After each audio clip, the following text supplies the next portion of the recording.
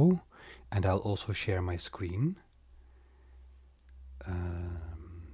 Now, there we go.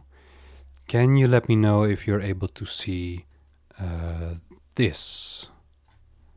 Are you able to see this? Awesome, people can see this. That is good. That means that I can draw here, right? So I'll be using this as a sort of whiteboard, but I think the most important part here is not what we're going to be discussing here. I think the more important part is actually just doing some things, and then I will explain what we're doing as we go along, right? So what I want to be doing right now is looking at OpenWebUI. OpenWebUI is a nice front end, so like an interface of sorts that you can run in your web browser. It runs locally, but it connects to either locally hosted LLMs or external LLMs through what is called an API, right? And so they have some buzzwords here to sell their idea, but it's really quite nice to work with. And essentially, it runs quite easily. You first install UV. There's of course other ways to run it as well, but I like using UV up to this point, right? So if you remember from last time, there was a little bit of a discussion as to whether UV will still be as nice a few years from now. We'll see. But the first step is essentially to install UV. This will depend a bit on your platform, right? So if this doesn't work for you, there is a nice installation section here, right? So if you're on Windows, for example, there is a nice installation section here that you can follow to install UV. And if you're on Mac or Linux, then there is, you can follow these. And you can see it's exactly the same as what is shown here, right? So I'll just be following that. Now, where do you run this? You're running this in a terminal, right? So this is where you can run application commands. And so for Windows, you'd be running it in PowerShell, right? So this is how it's done on Windows. And I'll be installing this now, so I can simply copy this. Let me just copy this part.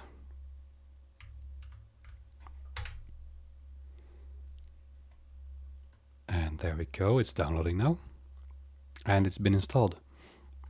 Now it's telling me either restart my shell or run this. So I will just restart my shell. There we go. And now I should have UV, right? So if I now type here, UV help, you can see that it works. If you've tried to install UV and then running UV help does not work for you, then something is going wrong and you can let us know in the chat. But hopefully at least this installation part will be quite easy. Now, if you have Python installed before, or if you have other versions of Python installed through Conda, pip, pyenv, right?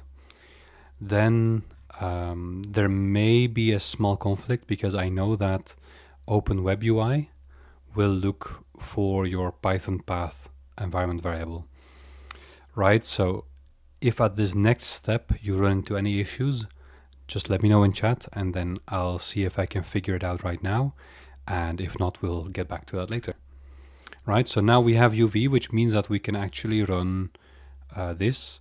Here we can set the environment variable data underscore directory to this squiggly line. I don't know if this works on Windows actually, so let's just try to ignore this for now. And we are only going to run this part.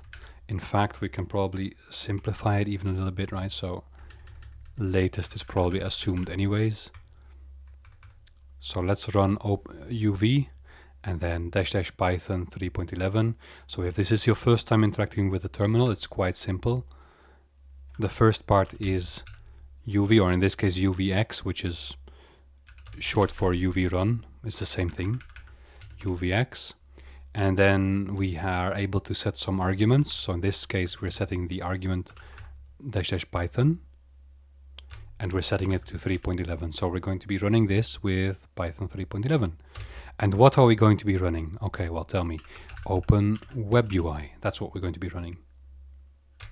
And then after we are running Open Web UI, we're telling Open Web UI to serve. Essentially, this means offer up the front end, offer up the web UI. So that's all we're going to be doing. And this will download whatever you're missing, right? So if you have already run this once before, it will be super quick. You'll still have all these packages in your cache. But the first time you're running it, like I am here on this machine, it will be a bit slow. It'll take some time, right?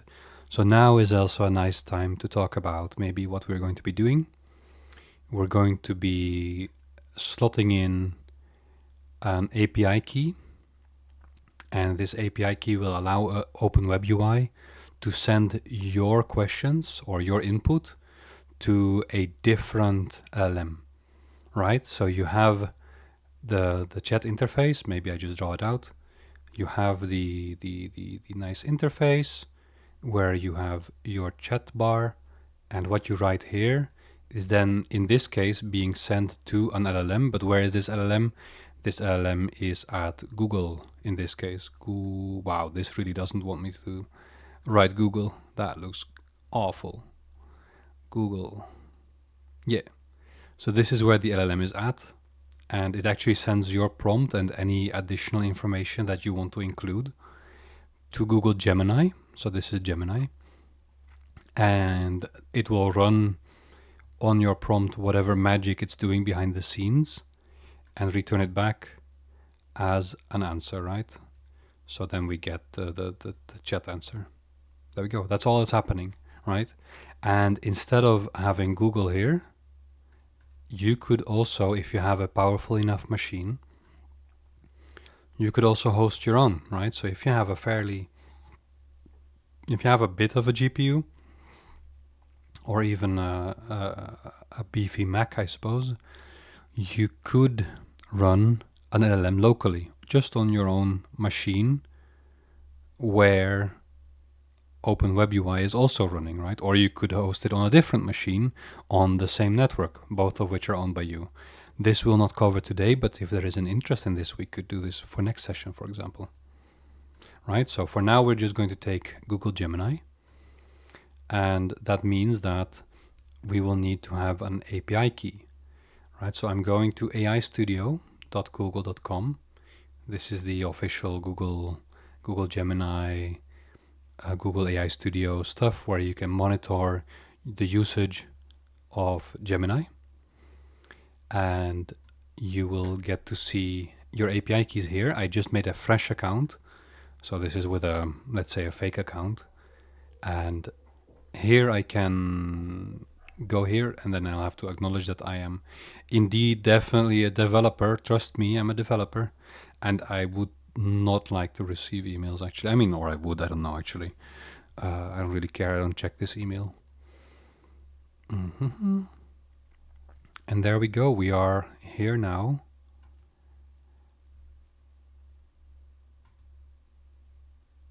At the dashboard here, we have nothing yet. We could create an API key, but first let's see how this is doing. All right, we still have a little bit of time left. All right, so maybe someone is saying in chat, actually accepting to be spammed is a worthy trade-off, because sometimes you get offers. Might get a good offer. It might be cheap, it might be worthwhile, right? So in that sense, we are now half off of Ultra. That's very good. Yeah, so if you were going to be using it anyways, pretty good deal. So now we can already make a key. Be careful with that key. This is the default. There is already a default. Oh, I didn't expect that. That is awesome. Last time I did this, I had to create my own key. It does the fuck?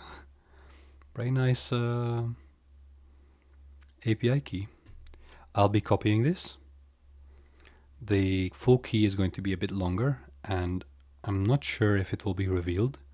Either way, this key essentially allows anyone that has the key to do whatever the key has permissions to do, right? So in this case, it will have permission to do things with Google Gemini, right? So be careful with that key and make sure to replace them if you feel like you have shared them maybe on stream, like me, for example, right? So we'll be using this key to connect to Google Gemini. But first, we need to wait for this to complete.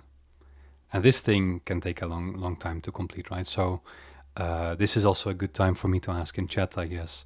How far along are you? Is there anyone following along? Or if there's nobody following along, I will speed up a little bit.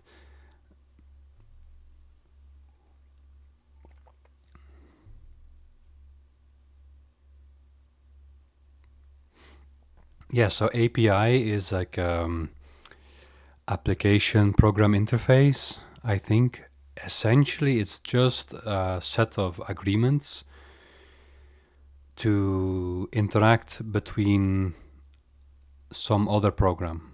And so instead of needing to know that how that program works, you only need to know how to call functions, let's say, in that program, right? So instead of needing to know, let's say I am building a tool for you, right? And this tool allows you to, in the most basic sense, allows you to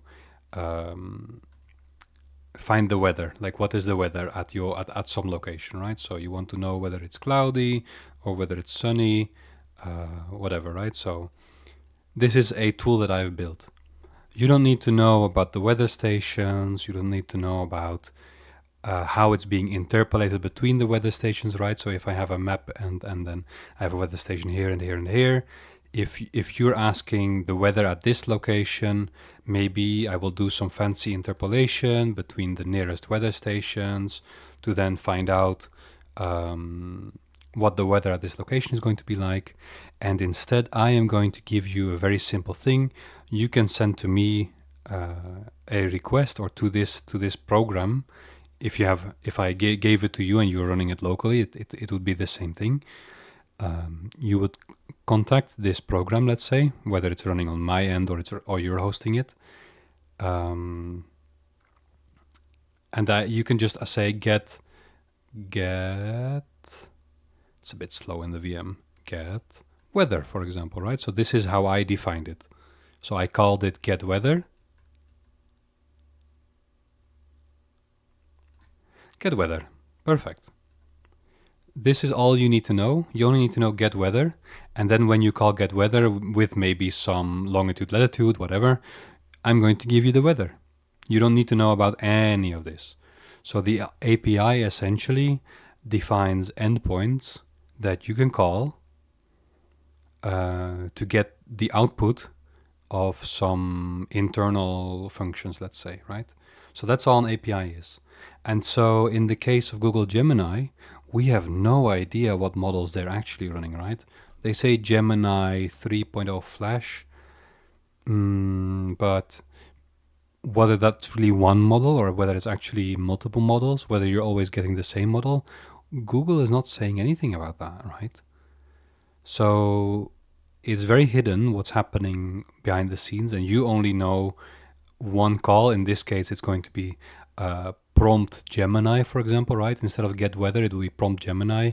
And here, instead of longitude, latitude, it will be your prompt, right? And what you get back is the output from that. In this case, the output will also be maybe some text, maybe it'll be a bit more, right? But that will be a bit that will become clearer in the meantime.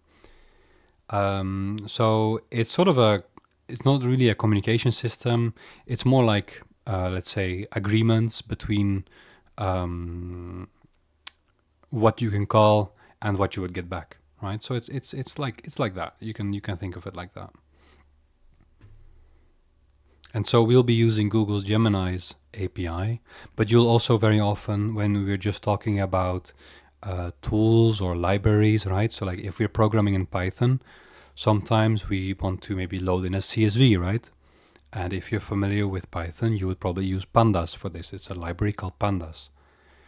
And we can call the documentation for how to use pandas Also, the API documentation, right? So even if everything is running locally, in this case, I'm downloading Pandas and I'm using it on my own machine. Go away. What is this? Can I silence these things? Huh. I don't want to see pop-ups. There we go. And so this is then Pandas essentially will allow me to read the CSV. I don't need to know how it reads the CSV. I just need to know that calling dot read CSV with the path to my CSV will then return to me the CSV, right? So this is one way to do that. What IDE am I using? That's a good question. I am not using an IDE at all for today, actually. It's completely IDE free. Right, so we are just going to be, yeah. And so a REST API is a step further, right? So it's a specific form of an API using HTTP protocol, right? So it's not just GET and POST, but also a lot more, right? So REST is called after it's GET and POST and the rest as well from HTTP. But in the end, very often we just define GET and POST, right? So it's it's a bit ironic like that. So yeah, this is essentially the whole idea behind the APIs, and a REST API is one form of an API indeed, and a very common one at that. When expected, it can be ignored when loading from different tasks. Not okay if you expect identical arc. That's completely fine. That is completely fine. I will just wait. Do you think it's live already? I'm not sure if it's live already. Started server process. Let's just see if it's live already. Right, so we can go to localhost. I think it was 800, wasn't it? 8080. It was 8080. Let's see if it's live. It is live. There we go. So if you've been following along with me up to this point, you've first of all been waiting for a long time probably for this whole thing to complete. But second of all, you may now be at the point where you are already running some nice thing locally, right? So this is not exposed to the outside world. It's just local on your machine, but it's a little website that you're running locally, let's say, right? And it's running on port 8080. This may not mean much to you at the moment, but it may mean something to you later. And we can just get started here. Here they say Open Web UI does not make any external connection and your data stays securely on your locally hosted server.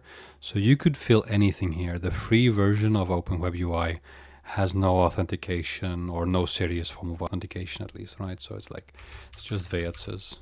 What does it say? Enter your full name. My full name, right? So it's fully Veats's. Okay, enter my email, Veats's at email.email. And a password. This is a securely generated password. That'll be amazing, but I'll forget it. So I'll just do 1, 2, 3, 4, 5, 6. I'm sure that's secure enough for an admin account that is running just on my own machine. Do I want to save this? I don't think I want to save this. We get some new in Open Web UI. I don't think that's too interesting for now, unless you've been using it for a long time, right?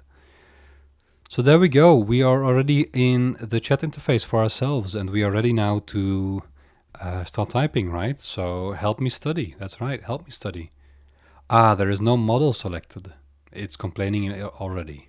But this is a good complaint, because we can select them. There is no model available. Okay, why is there no model available? That's because Open Web UI does not actually run or host or connect to the models just by itself, right? If you want to connect to external models, you will need to use an API key, right? The API key in this case is just to authenticate you to make use of that API. So we'll manage a connection, and we will say manage OpenAI API connections. I think we can add one. So we'll click on plus. That's right, API-based URL. Ooh, what is the API-based URL going to be? I don't remember actually.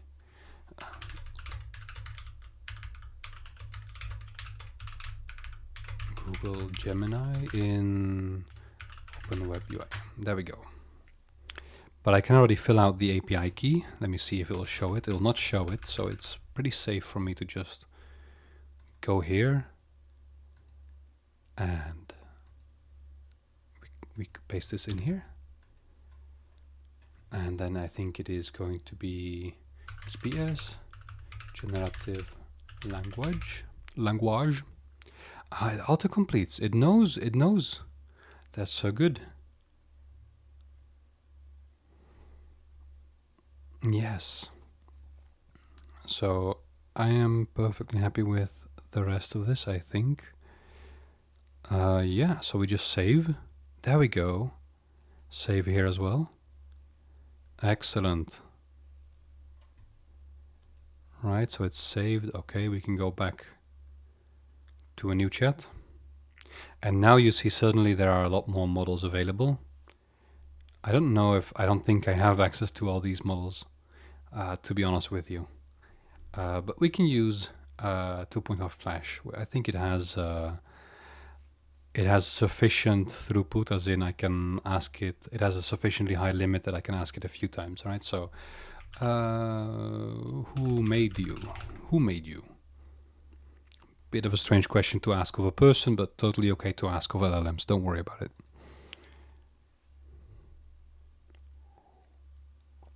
I am a large language model trained by Google. Trained, but not made by Google, perhaps. Who knows, right? So there you go. We have just gotten chat output, right? So if you were running this locally, it might be interesting to see what was going on here. And for that, let's look at the sidebar. Controls, no. Controls, there we go. And so for that, we can access a lot of things. So did it connect to an external net? Yes, it did. That's an excellent question, right? So is this all of this running locally? No, only the web interface is running locally. Gemini 2.5 Flash, which is a cheap model from Google, is running at Google's data centers. And so it actually sent this text, maybe alongside some other information about the request, maybe like what IP it came from, for example. It's sending that off to Google through the API key that I just entered, right? So if you have questions as to where I edited it, maybe it went a bit too fast, then let's just go to, where do we go again for this? I think in settings, yes. Settings, and then it is integrations, no? Where are these things? I never remember. System prompt personalization. I thought it was in here. No, maybe it's not in here. It was manage connections. I remember that much. What does it say? Add model. Can I add a model here? Select a model. No, it's not what I wanted. But essentially, you can add some connections. I'm at a loss for words for where it's now hidden. Maybe at the admin panel, actually. That makes sense, maybe. Analytics, function, settings. Yeah, there we go. Okay, so it's at the admin panel, and then you go to settings. And then in settings, you can go to connections. And here in connections, we're going to be using the OpenAI API to manage OpenAI connections. Way at the side, there is an add connection. And here, then you can add these connections, right? So you have to set the API-based URL as this generative language, this thing essentially, right? It will autocomplete for you, and you can click on it. And the API key, you fill that out as whatever API key you got from here. So that's what I just did essentially. And this gives me access to the models. If I had some credits, for example, I would even be able to use the other models, the more expensive models here as well, right? So like Gemma 3 Pro or whatever, or the large ones, I guess. Yeah. So that's where we're at now. And another thing you can do, and this is something we can come to later, but if you don't like the idea of sending this out to some external provider, maybe don't trust Google with your queries or your prompts, in that case, you can actually run a model locally. I think the easiest integration with Open Web UI is to use Olama for that, and we can spend another session on this as well if you like, right? So yeah, so that's how we use the API key and the API connection for that, like this. Okay, but now let's have a look at what's actually going on, right? So let's play around a bit with what we can do. So who made you was send yeah, exactly. Postman for LLMs, basically. It's almost like that, right? So you can think of it like that. Postman is a popular API, what's it called? Inspection tool. It's quite nice if you work with APIs or specifically REST APIs a lot, I think. So who made you may not be the only thing that actually gets sent off to this model, right? So actually, we can enter a system prompt that always is added to whatever the user, which is in this case also me, is added, right? And who knows what else Google adds on top of this, right? So they could already be adding you are a helpful assistant or whatever, right? So we could say you are an unhelpful assistant. Assistant which will answer questions, but always in an as vague as possible manner. There we go. Right, so there we go. And now if we start a new chat, let's start a new chat. Can we do that here? No, we can't do that here. Do it on this side. And now, oh wait, it's not copied over. It's just in this session. I didn't finish it maybe. Ah, do I need to save that? I didn't see a save button. That's so sneaky. You are an unhelpful assistant. You answer questions, but always in a vague and unhelpful manner. And now we save this onto the new chat. Added a system prompt. Is it now saved there? It seems to be saved there. Let's try again. Who are you? Let's try this. I am, in a manner of speaking, a point of engagement, right? So this was not as useful, let's say, as the previous response. Let's ask it something else. Let's say, how do I make a delish peanut butter jelly sandwich? Typically begins with some foundational elements, often soft and amenable. To these, one might introduce a particular sort of spreadable substance derived from a legume, and then perhaps a sweet fruit preserve. The exact method of bringing these two together into a harmonious whole is largely a matter of personal exploration and what feels right in the moment. To me, this is still quite helpful, right? Like, I don't know how you're feeling, but I was hoping for something much less helpful, actually, given that system prompt. The system prompt, let's say in this case, the user who's chatting may not be able to see, right? Like, depends on how it's shown. If I would build a small chat integration for my website, for example, I would not show it the system prompt, right? For example. What is happening behind the scenes, and this is one thing that I think maybe there is also a way to inspect that. I don't know actually. I don't think so. Can I see that integrations? No. Right, so sometimes some of these interfaces, so there's like some alternatives for Open Web UI, and they sometimes allow you to inspect exactly what's being sent off to Gemini in this case. For example, it will show you the combined user prompt and system prompt. But what is essentially happening is that these models, flashbang, I'm sorry about that, is that these models will get not just your text, right? So you will have your text here.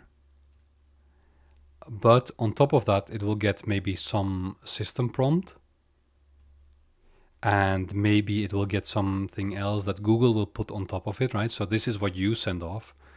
This is maybe what, oh wow, the mouse is so bad. This is maybe what you send off. But on top of that, there will also be maybe something that Google puts on top. All right, so you don't see, you may be able to see this, but if you're using an external LLM, you will never see whatever Google puts on top, right? And so all of this is being sent into the LLM, token by token, and then the LLM predicts the next token. What it actually does, it predicts all possible tokens.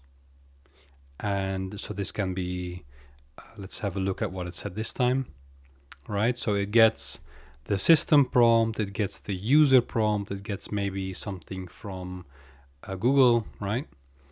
And then it will predict all possible tokens. In this case, all possible tokens for the model, for the helpful, unhelpful assistant to respond. And it will sample from all of those possible tokens the most probable ones. So Gemini will assign a probability as to which tokens it thinks, which could be words in this case, let's say, right? So which words it thinks are the most probable, right? So it could be like, hello could be a good start to a sentence. One could be a good start to a sentence, right? So all of these words will have high probability. What may not have a high probability is maybe something like therefore, right? Therefore seems like a strange start to a sentence. So therefore might have a very low probability. Now from all these tokens, it will randomly sample the one to actually output, weighted by how probable the model thought it was going to be, right? So more probable tokens are sampled more often. But that does mean that in theory, it could, in 1 out of 1,000 cases, 1 out of 1,000,000 cases, it could actually start its sentence with therefore, right? And so there are some things that we can do to control this, actually.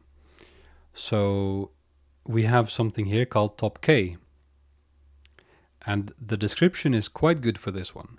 It reduces the probability of generating nonsense. So we were talking about that it could, in theory, generate nonsense, right? It could say therefore, or it could even start a completely random word, like maybe it will start with some random name, right? For example.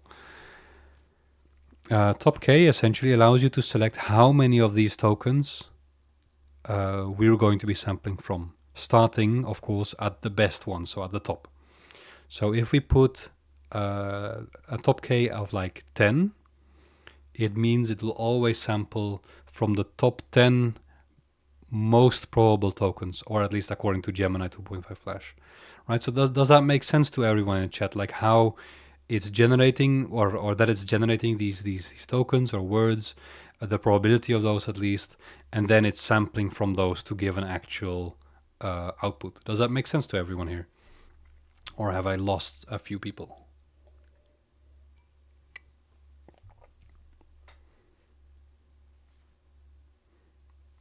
It's pretty quiet in chat. I'm fearing the worst. I'm worried that this made no sense.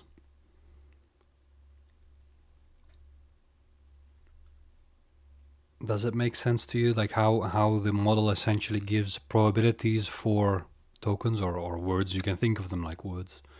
They are like parts of words, let's say. Yeah, so it outputs a percentage of probability for the next word, right? So it from its entire vocabulary, from all the words that it knows, it will tell you for the next word, which in this case ended up being 1, right? But it will generate probabilities for all the words in its vocabulary. And then after it has assigned a probability, it will sample, right? So we're going to just make a random selection that is weighted by these probabilities, right? So if it says the word 1 is super likely and other words are not going to be very likely, then it is most likely to pick one, right? So it's a random process. So it could also just pick a different word. Yeah. So it was following the instructions. That's very good. And so essentially sometimes we don't want to allow it to even randomly pick bad words, right? Like why would we want to let it randomly pick bad words? So we can limit this with a parameter called top k, right? So this is what's happening behind the scenes. If you see some chatbots or whatever, right? There's always going to be some default value for top k, because allowing it to sample from everything just allows it to output some bad value. Similar to top k, we have top p, which is very similar to top k actually, where top k we can say the top 10 words. Top p we want to say something like select only what's it called, the top this percentage, let's say, right? So if we select only the top 10%, then that means it can only select the 10% total probability, right?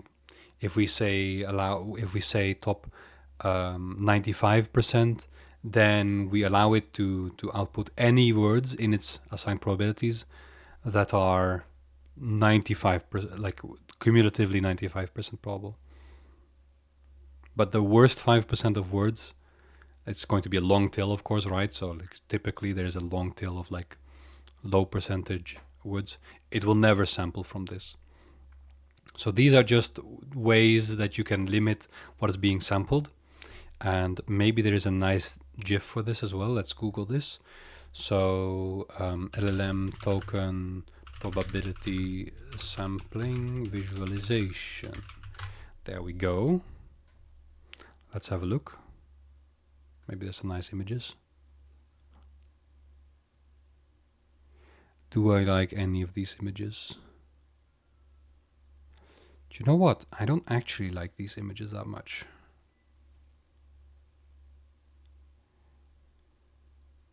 Token probability. Maybe it's good enough to just say token probability. Let's have a look.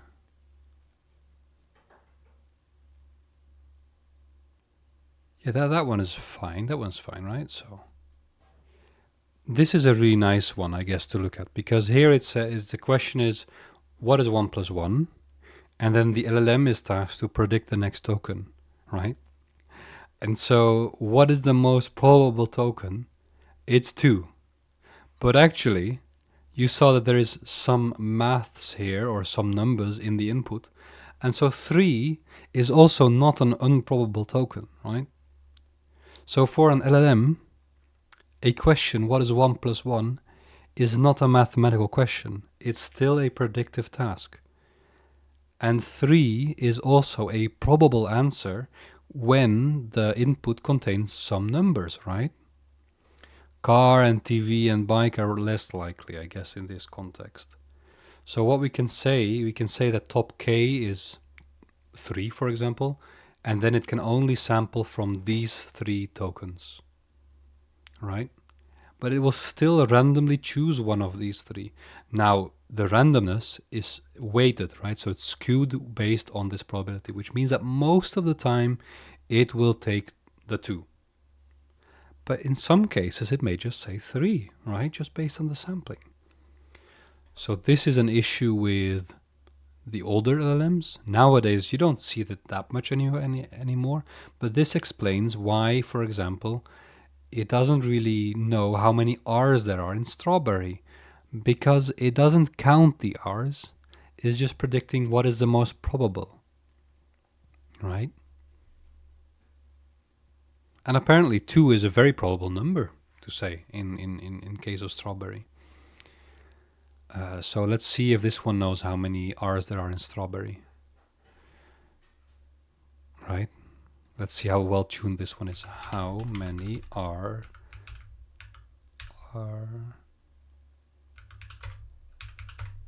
in strawberry.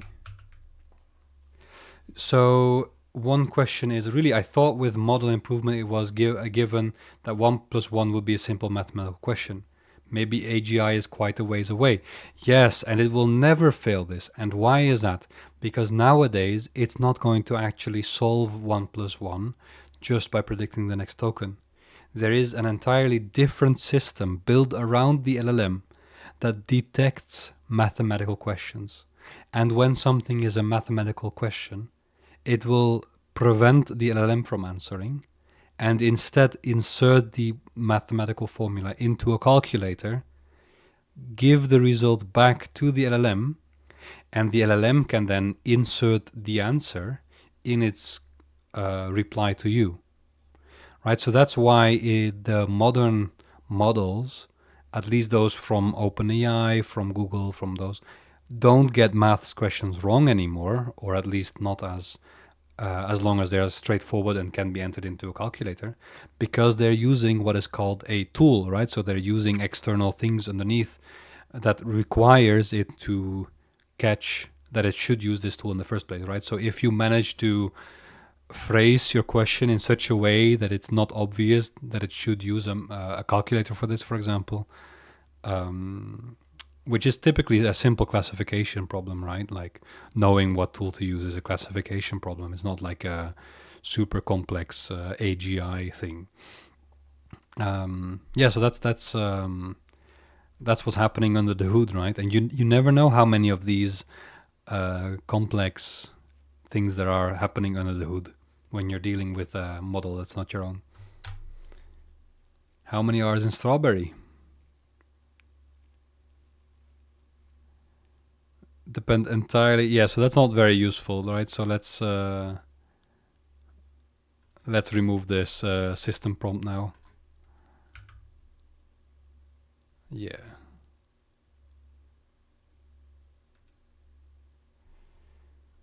They were.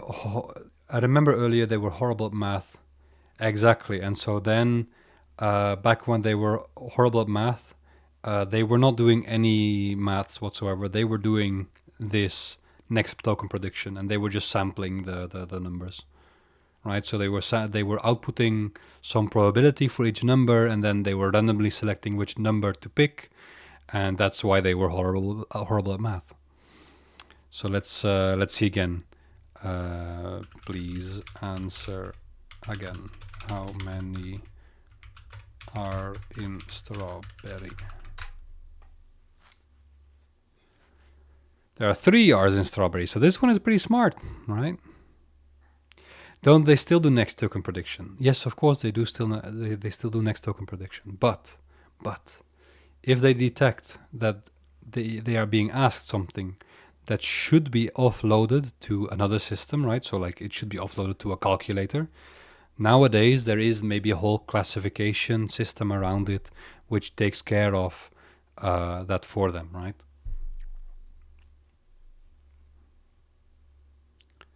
So that is that.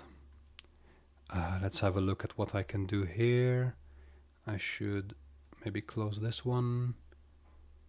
Let me just free up some things here, maybe here as well. Yeah, it's okay. I mean, it's being recorded, right? So you can always follow it back and see what you have missed.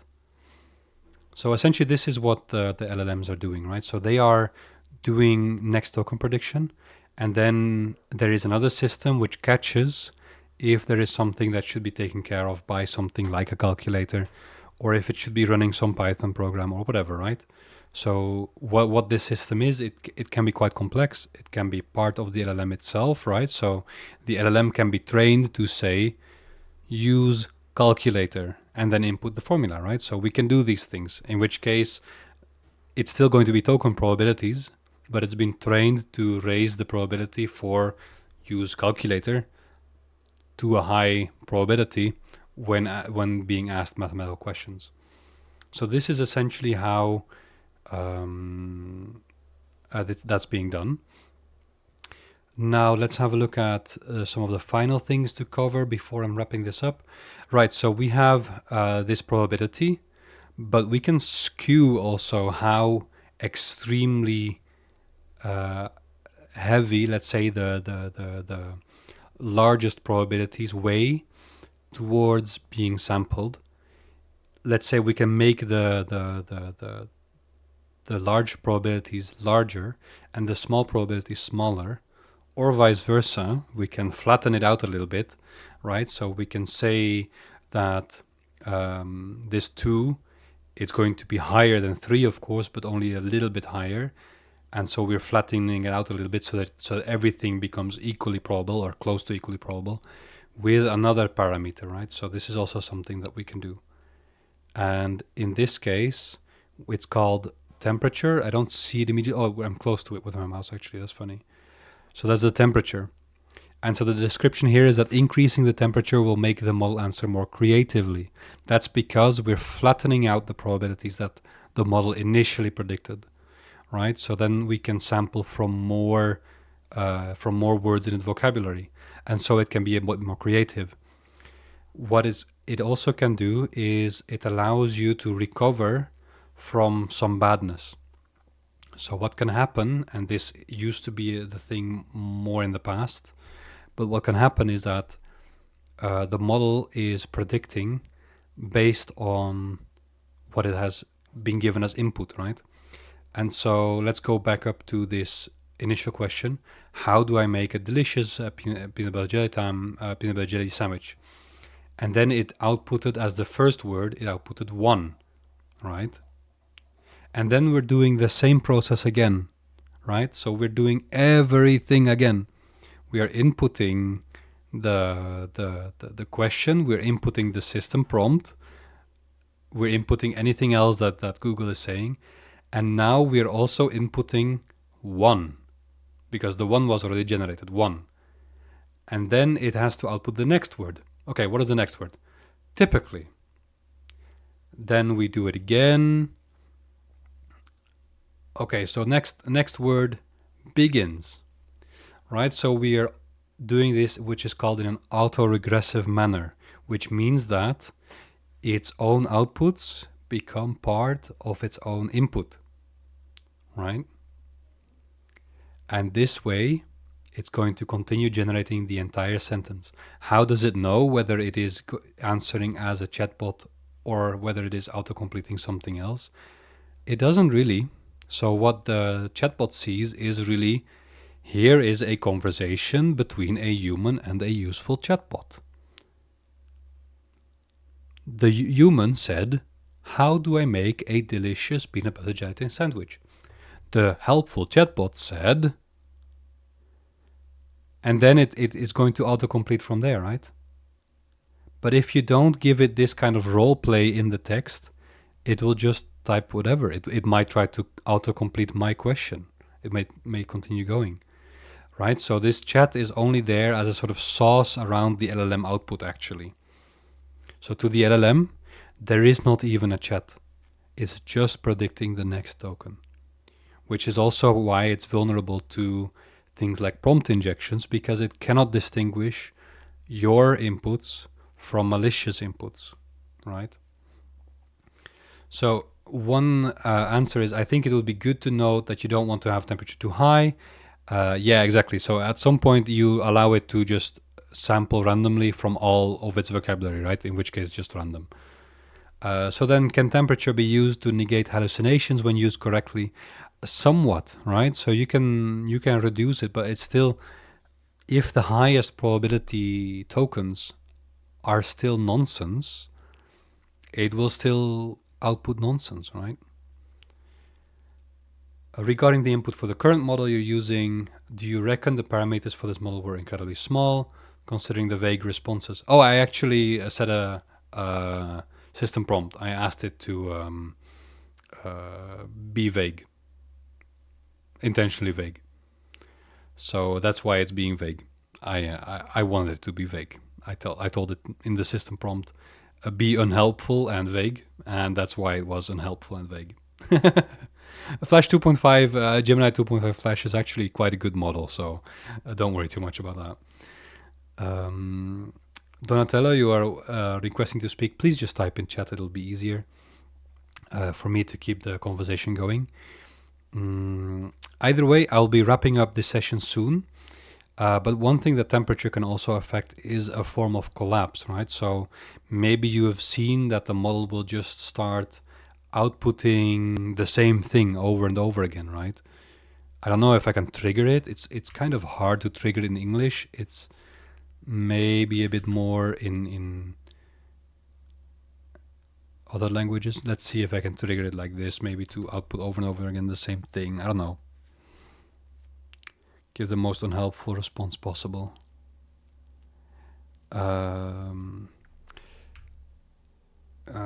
Please repeat the chevrons a few times. Maybe 5 times. I want to ask if after the session a summary. Yeah, right, so we're recording this session, and so don't worry if you've missed anything. Well, that's pretty good. I think it just copied it 5 times. So it's hard for me to repeat, but essentially you can have this kind of repeating. What's happening is that maybe after a unfortunate sampling, I can ask it to count. Hey, please count to infinity from 0.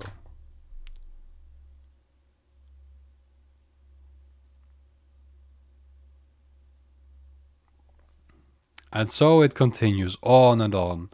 There we go. Yeah, so nowadays there are quite a few safeguards to prevent it from collapsing into this repetitive state. And who knows, right? So for Google also, it's not good PR if the model collapses like that. So they may be able to catch it when it happens, and so prevent this from happening when they're serving it like this. So I have been told that you can basically turn it into a purely deterministic model. And so yes, if you lower the temperature to 0, such that it can only select the most probable token, or if you set top k to 1, such that it can only select the most probable token, in that case, you will get a sort of deterministic model. It's not entirely deterministic because you never know when they change Gemini 2.5 Flash in the background, right? In which case the responses that you generate today will not be generated tomorrow, right? So is this a course about making a chatbot? We're not making one. We're using the LLM from Google called Gemini 2.5 Flash, and we're interacting with it in our own interface. The interface was also already built for us. It's Open Web UI. And here we're just building some intuition as to what's happening when we are sending a prompt to the model, right? Which is not always obvious. How it's sampling these tokens, why it's sometimes collapsing into this kind of repetitive output, even if we don't want it to, right?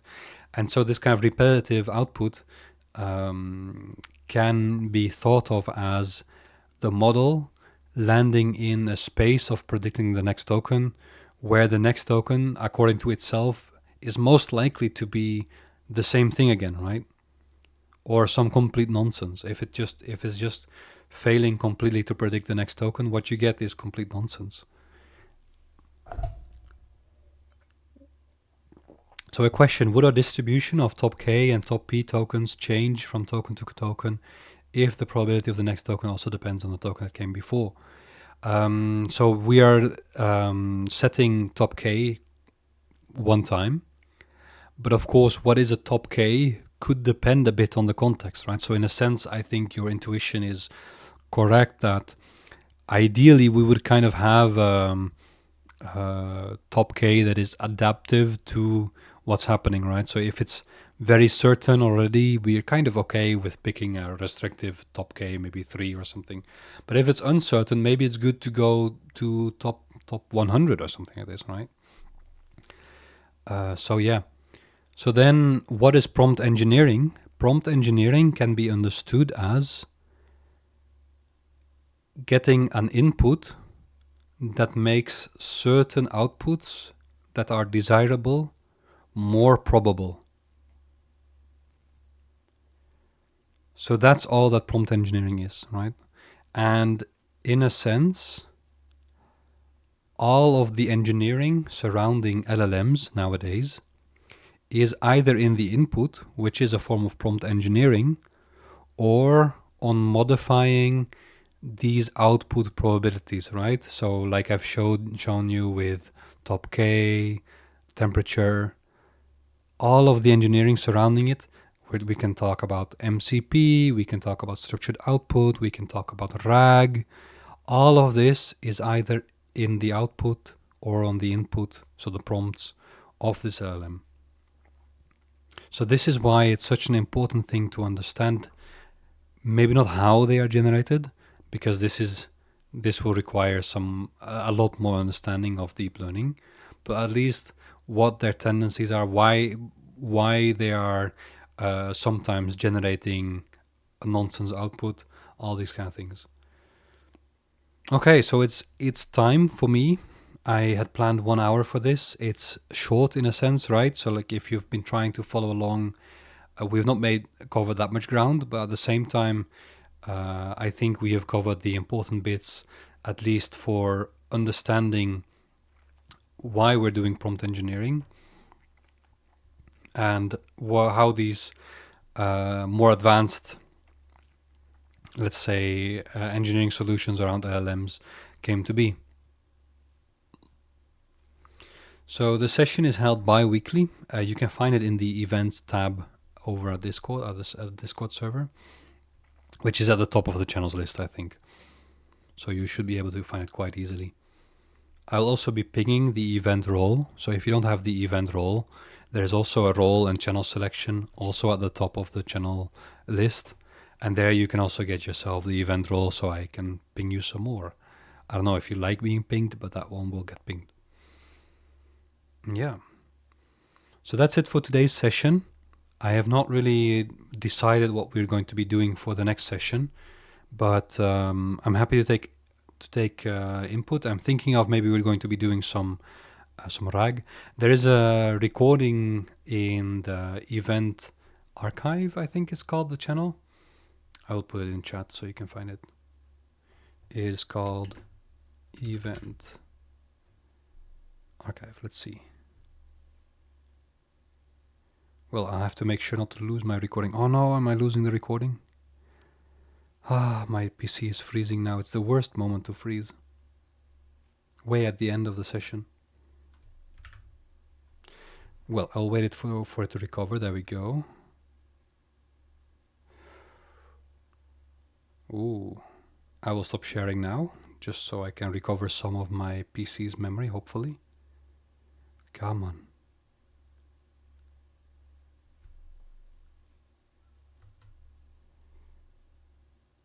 Yes, it's I have an old PC at this point. It's 5-6 years old, I think. So it's definitely not keeping up with the latest developments, and streaming and recording and running this stuff at the same time, running a VM. It's a bit brutal, I think. So I hope you can still hear me and I'm not like completely cracking up. But yeah. And that's essentially it for today. Oh, perfect. The stream is still on. Yeah, it's good. I'm trying to turn it off, but it's just my mouse is not agreeing with me. There we go. Maybe one of the first things I can do is to stop recording. That will be easier. There we go. So if you are watching this, thank you so much and see you in the next session. Bye bye.